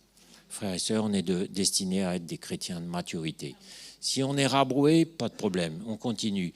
Parce qu'on a ressenti le cœur de ceux qui sont devant nous. Hein. Moi, quand j'ai ressenti le cœur de ceux qui sont devant nous, ils peuvent me reprendre, j'ai pas de problème, parce que je sais que c'est pour un bien, pour une construction, et je sais aussi qu'ils ne sont pas émotionnels. Ils ne vont pas chercher à créer une relation amicale, gentille, jamais. Ils vont être toujours dans l'esprit, et il n'y a aucun lien émotionnel, absolument pas, mais l'esprit, c'est l'esprit, et on sait ce qu'on veut, et puis c'est tout. Lui, il voulait une double portion, voilà sa récompense, voilà sa ligne d'arrivée. Et donc, ils arrivèrent à Jéricho. Les fils des prophètes qui étaient à Jéricho s'approchèrent d'Élisée et lui dirent, une nouvelle fois, sais-tu que l'Éternel enlève aujourd'hui ton maître au-dessus de ta tête? Et il répondit, je le sais aussi, taisez-vous. Et Élie, une nouvelle fois, lui dit, reste ici, je te prie, car l'Éternel m'envoie au Jourdain. Et il répondit, l'Éternel est vivant et ton âme est vivante, je ne te quitterai point. Déterminé comme tout. Et ils poursuivirent tous deux leur chemin. 50 hommes d'entre les fils des prophètes arrivèrent et s'arrêtèrent à distance vis-à-vis d'eux et s'arrêtèrent au bord du Jourdain. Alors Élie prit son manteau, le roula, en frappa les eaux qui se partagèrent çà et là et ils passèrent tous deux à sec. Et puis la suite, vous la connaissez, Élie est enlevé dans un tourbillon. Ça, c'est l'évocation de l'Église qui va être enlevée dans un tourbillon. Hein? Quand vous lisez ça, vous pouvez voir votre histoire, vous pouvez voir l'histoire d'Église, enfin l'histoire future plutôt, et ça nous encourage, non? Donc Élisée, c'est vous, Élie, c'est Jésus. L'enlèvement d'Élie dans le ciel, c'est l'enlèvement de l'Église. L'attitude d'Élisée, j'espère que c'est la vôtre, déterminée, on colle, on suit, on n'écoute pas les commentaires à bon marché, on n'écoute pas les bruits, etc. Mais on a un but, on a une vision, Et c'est cette vision-là qui est la vision qu'on a, mes frères et sœurs, c'est un moteur puissant, hein, puissant, puissant. Moi, je ne sais pas si vous êtes comme moi, mais je suis de plus en plus dégoûté du monde. Dégoûté. Je pense qu'il n'y a pas besoin de se forcer. Hein. Et déjà, on savait qu'il n'y a pas grand-chose de bon dedans, mais quand je vois le spectacle de ce qui se passe dans le monde, j'ai un dégoût. Je me dis, oh, Seigneur, vraiment, que tu reviennes bientôt, parce que je sais dans mon cœur que tout ce que nous désirons dans notre cœur est là, c'est là. Le millénium, ce règne où Jésus va régner sur toute la terre, où tout le monde reconnaîtra qu'il est le Seigneur. Mais c'est là, c'est devant, c'est ça mon espérance, mon moteur. Et quand j'ai cette vision dans mon cœur, mais pour rien au monde, je vais construire un royaume sur terre, m'attacher aux choses de la terre, ou me prendre la tête pour une bêtise. Vous savez, on se prend la tête pour des bêtises souvent, hein. Oh, laissez ça de côté. Tout ce qui est futile, tout ce qui est dispute, justification, j'ai perdu un peu d'argent, etc. Oh, laissez ça, tout ça de côté. Continuez votre course, ne vous arrêtez pas. Concentrez-vous sur la course, hein, parce que le but approche et l'ennemi va essayer par tous les moyens de vous faire décramponner. Ça, c'est sûr. Il va balancer des pots de banane, il va vous raconter des mensonges, il va vous dire « t'es nul », il va vous dire « tu es super », il va vous dire toutes sortes de choses. Il va essayer de vous décramponner par tous les moyens. Mais je crois que si on a une vision claire, si on a un but, on arrivera jusqu'au bout parce que ça va nous traîner en avant. Ne vous laissez pas distraire. Ah, l'exemple d'Élisée. Ça, c'est nous, c'est nos vies. Et puis l'exemple de Caleb aussi, on va terminer là-dessus peut-être. Voilà, vous connaissez l'histoire de Caleb, il faisait partie des 12 qui avaient été envoyés pour espionner la terre promise, pour regarder. 10 ont fait faillite, 2 ont réussi, c'était Josué et Caleb. Et Caleb, alors verset Nombre 13, on va lire un petit peu dans Nombre 13, verset 27.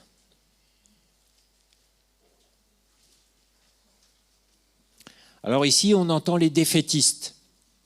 Oh, il pleut, oh, il fait mauvais, oh, tout va mal, la bourse s'effondre, il n'y a plus d'espoir. Enfin, vous savez, ces cris ce concert de lamentation. Voilà. Ça aussi, ça fait partie des choses qu'on entend quand on est dans le 42e kilomètre. Concert de lamentation. Oh, il y en a plein qui se sont arrêtés, hein. Ils ont décramponné, ils avaient une crampe ici, ils étaient fatigués. Un tel a abandonné la course, un autre s'est arrêté. On entend ça. Comment on réagit ? Voilà ce qu'ils racontèrent à Moïse. « Nous sommes allés dans le pays où tu nous as envoyés. À la vérité, c'est un pays où coule le lait et le miel, et en voici les fruits. Mais le peuple qui habite ce pays est puissant, les villes sont fortifiées, très grandes. Nous y avons vu des enfants d'Anak. Les Amalécites habitent la contrée du Midi, les Hétiens, les Jébusiens, les Amoréens habitent la montagne, et les Cananéens habitent près de la mer et le long du Jourdain. » Qu'est-ce que Caleb a dit ? Caleb fit taire le peuple qui murmurait contre Moïse. Et il dit, montons, emparons-nous du pays et nous y serons vainqueurs. Voilà quelqu'un qui a quelque chose dans son cœur. Les concerts de lamentation, taisez-vous, faites taire le peuple. Je ne veux pas entendre ça. Il y a des choses qu'on ne veut pas entendre, mes frères et sœurs. Et je vous conseille de ne pas trop regarder la télévision aussi parce qu'il n'y a que des mauvaises nouvelles et ça peut nous affecter. Mais écoutons plutôt les cours bibliques. Écoutons plutôt... c'est un régal d'écouter ça. Les cours bibliques, de comprendre comment le royaume de Dieu fonctionne. Écoutez les prédications. Écoutez le culte de ce matin à Trianon, enfin Curpip plutôt. Écoutez tout ça, ce sera une nourriture pour vous. Caleb fit taire le peuple. Il y a un moment, on ne supporte plus, on dit tais-toi, je ne veux pas entendre plus. On ferme la télé, on ferme Internet et on se branche sur les cours de Maurice, on regarde vers Jésus et là on est fortifié et on est paisible, on est en paix. Vous savez, Jésus est un Dieu de paix. Un Dieu de paix. On n'est pas fait pour vivre dans le déchirement, dans la lutte, dans le chagrin, dans pourquoi. Non, le Seigneur est un Dieu de paix, mais la paix, c'est pour ceux qui sont dans l'esprit. Dès que vous quittez l'esprit pour descendre dans les émotions, vous êtes dans la fureur, dans toutes sortes de troubles. C'est terrible les émotions. Hein. Restez dans l'esprit. Dans l'esprit, quand on est sur la croix, on est dans l'esprit. Et là, on découvre un Dieu qui est un Dieu de paix et un Dieu d'ordre. Moi, ça me frappe de plus en plus de voir comment le Seigneur est un Dieu d'ordre. Partout où il œuvre vraiment, il y a de l'ordre. Il y a des autorités et il y a des frères qui se soumettent. Il y a une chaîne d'autorité que tout le monde reconnaît, chacun connaît sa place, connaît ses limites, chacun se soumet. Le Seigneur place chacun dans le corps de Christ à la bonne place pour fonctionner efficacement, chacun connaissant ses limites, et le résultat, c'est l'ordre. Il y a de l'ordre. Alors que quand c'est l'ordre humain qui règne, ce sont les conflits, les jalousies, les confrontations. Ouais, pourquoi il est comme ça? Pourquoi c'est lui qui fait ça? Pourquoi, etc. Et c'est le spectacle, malheureusement, de l'Église aujourd'hui, où on voit des pasteurs indépendants, des chrétiens indépendants. On ne voit pas du tout l'ordre de Dieu, mais là où le fondement des apôtres et des prophètes a été posé, il y a de l'ordre. Moi, j'aime l'ordre. Vous aimez l'ordre? Le désordre, le bazar, les compétitions, c'est pas le plan de Dieu, on reconnaît. Hein, mais fonctionner humblement comme un serviteur inutile, là où le Seigneur nous a placés, moi je suis bien, je suis en paix. Un Dieu d'ordre et un Dieu de paix. C'est dans le calme et le contentement, c'est dans la paix, enfin je ne me rappelle plus exactement les termes, c'est dans le calme et la confiance que sera votre salut. Ésaïe 30, je crois. C'est ça, 30-15? Je ne sais plus. Dans le calme et la confiance, dans la tranquillité, dans le repos, que sera votre salut. Le Seigneur est un Dieu de paix. Quand on est dans l'esprit, on est dans la paix. Donc, Caleb était déterminé lui aussi. Et vous connaissez la suite. Hein. Le Seigneur a honoré sa démarche et il a fait partie de ceux avec Josué qui ont continué la course. Et à la fin de la vie de Josué, tout le pays était en paix. Ah, c'est merveilleux. Vous savez, quand vous avez mené toute une vie avec le Seigneur, autour de vous, il y a une grande paix qui s'installe. Dans votre famille, peut-être dans votre travail, je ne sais pas, mais il y a tout un microclimat de paix qui s'installe autour de vous parce que vous avez fait confiance au Seigneur et c'est son plan qui s'est accompli. Hein? Mais quand on voit l'homme à l'œuvre, l'intelligence humaine est incapable de résoudre les problèmes d'aujourd'hui. Incapable. Et c'est pour ça, quand on voit des hommes de bonne volonté dans le monde politique, par exemple, qui disent « il faut », vous savez, il faut, oui, il faut, mais l'intelligence humaine, chaque fois qu'elle résout un problème, elle en crée 10 autres nouveaux à côté. L'intelligence humaine nous a emmenés là où nous sommes aujourd'hui. Le Seigneur a mis des millions d'années à créer ce monde, et l'intelligence humaine, en 2 siècles, a réussi à tout saboter, tout saccager. Toute la planète est cochonnée, perdue, saccagée en 2 siècles. Voilà ce que l'intelligence humaine fait. Elle a détruit le monde en peu de temps, alors que Dieu, dans sa sagesse, avait mis des millions d'années à construire quelque chose qui est parfait. Quand on regarde, quand on sillonne la France un peu, on voit, mais c'est un pays magnifique. C'est magnifique.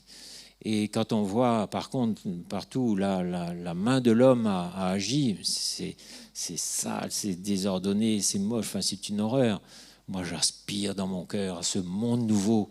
Le Seigneur veut faire toutes choses nouvelles parce que le monde d'aujourd'hui porte la trace du péché de A jusqu'à Z et c'est irrémédiable. Irrémédiable. Le monde est perdu. Mais Jésus a préparé pour nous de nouveaux cieux et une nouvelle terre. Il a fait de nous une créature nouvelle. Il a fait toutes choses nouvelles. Tout est nouveau. Et c'est là notre espérance. N'allons pas essayer d'enjoliver le monde d'aujourd'hui. Il court à sa perte, il est perdu. Mais allons plutôt participer à construire ce monde nouveau que Jésus a préparé pour ceux qui l'aiment. C'est ça notre récompense, c'est ça notre vision et notre but. D'accord?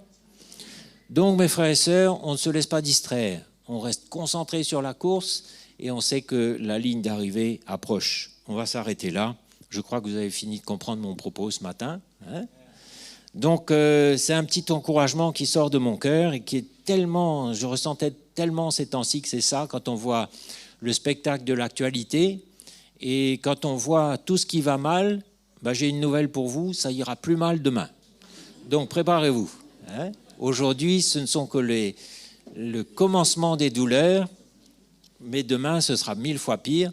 Et le Seigneur nous a avertis. Et quand on lit l'Apocalypse, on se dit « oh là là, mais c'est rien du tout ce qui se passe aujourd'hui ». Mais nous ne sommes pas destinés à la colère, mais nous sommes destinés à la bienheureuse espérance du salut en Jésus-Christ. Et le Seigneur a prévu de nous enlever de ce monde quand ces jugements vont s'abattre. Alors là, pour de bon, les jugements de Dieu ont déjà commencé et ils s'exercent. Et il faut savoir les discerner aussi. Mais ils vont s'accentuer et il y a un moment où ils vont tellement s'accentuer que le Seigneur va nous enlever de cette terre pour être en sécurité avec lui. Et puis un jour, il va nous ramener sur cette terre aussi pour régner avec lui pendant 1000 ans. Donc, lisez un peu là-dessus aussi, lisez un peu l'Apocalypse, lisez un peu tout ça. C'est bon de comprendre le plan de Dieu. Et je crois qu'on a un but, un objectif, on est concentré sur le but et on ne se laisse pas distraire. C'est bon? Allez, on va se lever, on va remercier Jésus. Voilà, on va célébrer Jésus par nos chants, nos louanges, et puis aussi on va prendre cette table qui nous rappelle qu'il y a une seule chose pour nous, c'est de nous identifier à ses souffrances, à sa mort et à sa résurrection. Sa vie de résurrection, c'est celle-là même qui se manifeste en nous tous les jours quand nous prenons notre croix. Une vie de joie, une vie de paix, une vie d'espérance. Ça, ce sont les fruits de l'esprit. Restons avec ça, mes frères et sœurs. Allez, on va louer le Seigneur. Alléluia. Je veux, Jésus, te ressembler, parler comme toi, aimer comme toi, prendre ma croix et m'humilier, t'adonner comme tu l'as fait. Chantons ensemble. Chantons ensemble, Alléluia, célébrons notre Seigneur, il est vivant, ressuscité, il revient bientôt nous chercher. Je veux, Jésus, te ressembler, parler comme toi, aimer comme toi, prendre ma croix et m'humilier, pardonner comme tu l'as fait. Chantons ensemble, Alléluia, célébrons notre Seigneur, il est vivant, ressuscité, il revient bientôt nous chercher.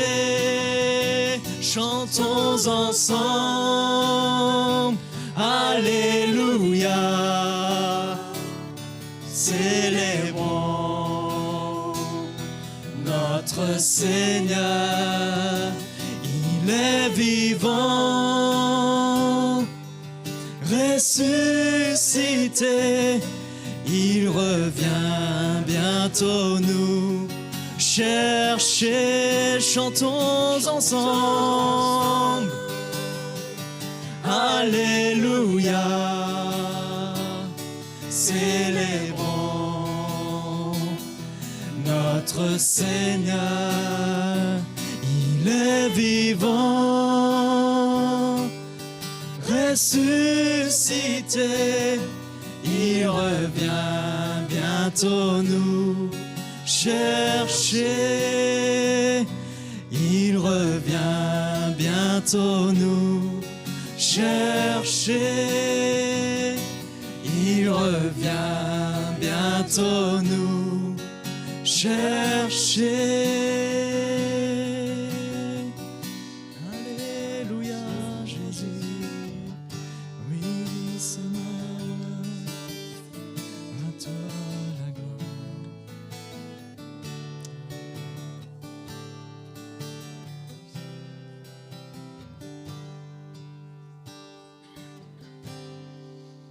Sur le mont du Calvaire, il était, tu le crois,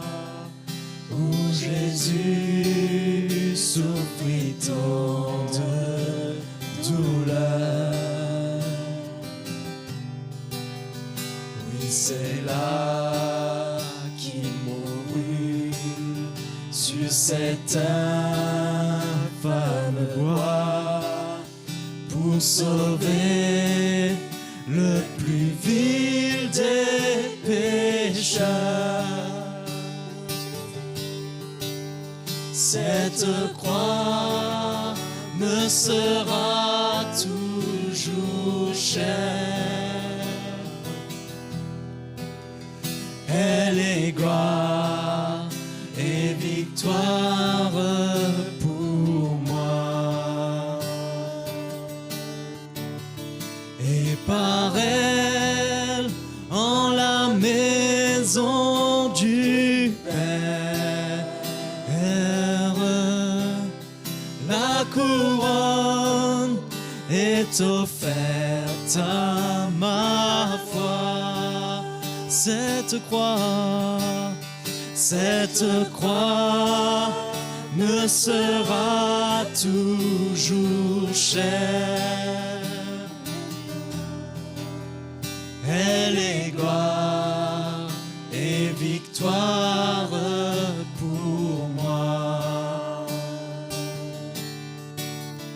Et par elle, en la maison du Père,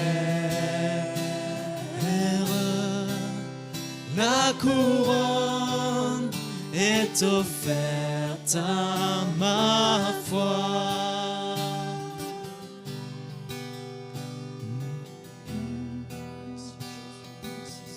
Merci pour ce repas, pour cette table que tu places devant nous encore, Jésus, ce matin, et qui nous rappelle ton sacrifice sur la croix, qui nous rappelle, Seigneur, combien tu as donné ta vie jusqu'au bout pour nous.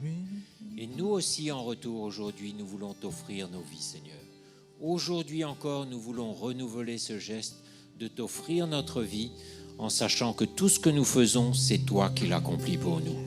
Nous ne sommes rien, nous ne pouvons rien faire sans toi, mais Seigneur, nous voulons nous assurer que tu marches devant nous, que tu nous conduis et que nous faisons juste ce que tu nous as demandé de faire, ni plus ni moins. Merci Jésus pour ce corps, pour ce pain que tu nous donnes pour nous nourrir ce matin, car ton corps est véritablement une nourriture. Merci Jésus pour ce pain.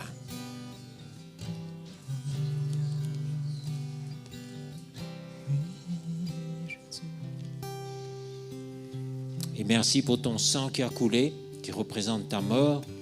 Et nous voulons nous identifier à cette mort encore ce matin.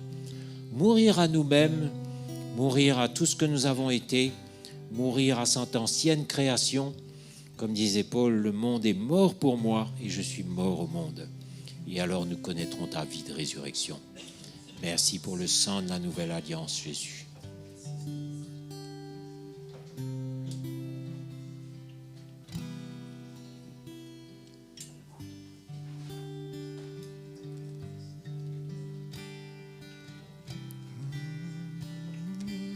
Allons fermer nos yeux quelques instants tout en louant Jésus et permettons à son esprit de nous parler, de nous montrer ce matin où nous en sommes. Est-ce que Seigneur, je te suis agréable? Est-ce que mes attitudes te sont agréables? Vous savez, Jésus parle tantôt d'une manière, tantôt d'une autre. Soyons attentifs à la manière dont il parle, parce qu'il parle, mes frères et sœurs. Que nos cœurs soient grands ouverts ce matin pour accueillir ce qu'il a à nous dire. Convainc-nous, Saint-Esprit, ce matin. Convainc-nous, montre-nous. Et nous voulons être toujours prêts à nous humilier, à nous repentir. Alléluia.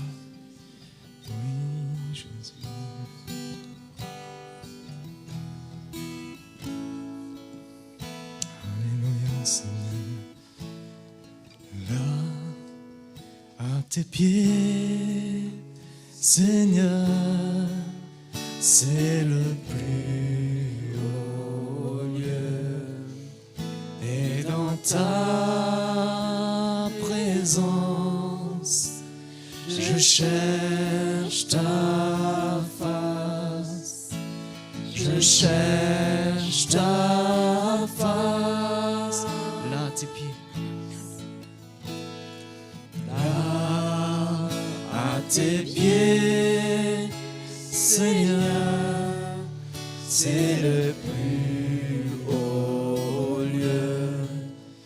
Et dans ta présence, je cherche ta face, je cherche ta face.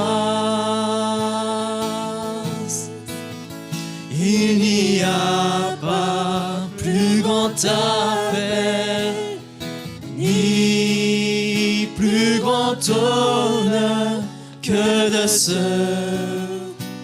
courber devant ton trône,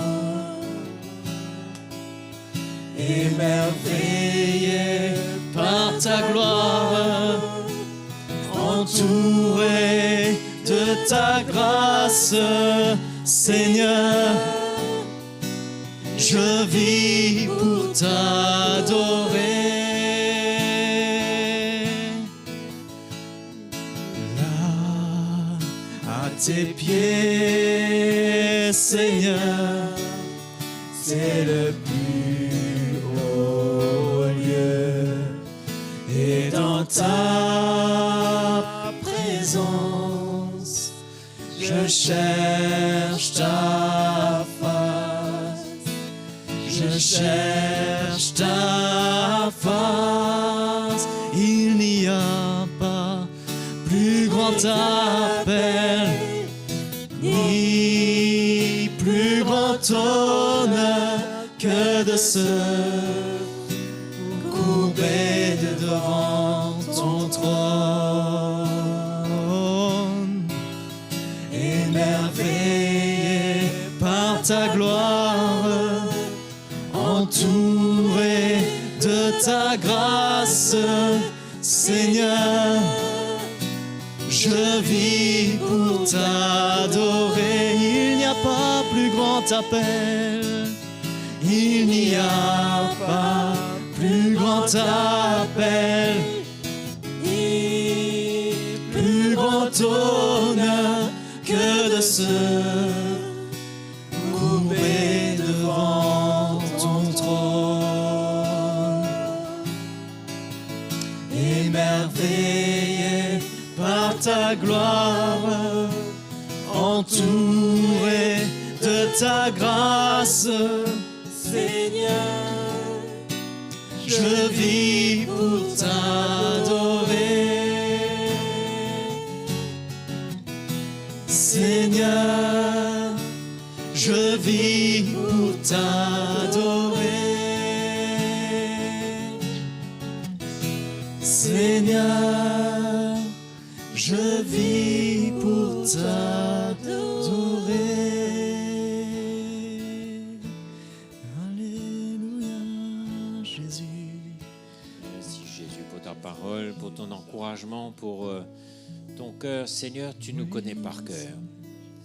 Nos vies sont des livres ouverts devant toi. Et tout ce que tu attends ce matin, c'est un cœur ouvert, transparent, qui reconnaît, oui, c'est vrai, je suis comme ça. Pardonne-moi. Et que nos cœurs fondent dans ta présence. Et c'est comme ça que nous marcherons dans la paix, dans la justice, que nous nous inquiéterons de rien, parce que nous savons que tu es sur ton trône, tu règnes. Merci Jésus. On va continuer notre course, mes frères et sœurs, et continuer aussi à soutenir l'équipe apostolique partout où elle va. Tenons-nous au courant. Où va Mickey? Où va l'équipe? Et on continue à prier, à soutenir par nos offrandes, et on suit le plan de Dieu. Voilà, que Jésus vous bénisse.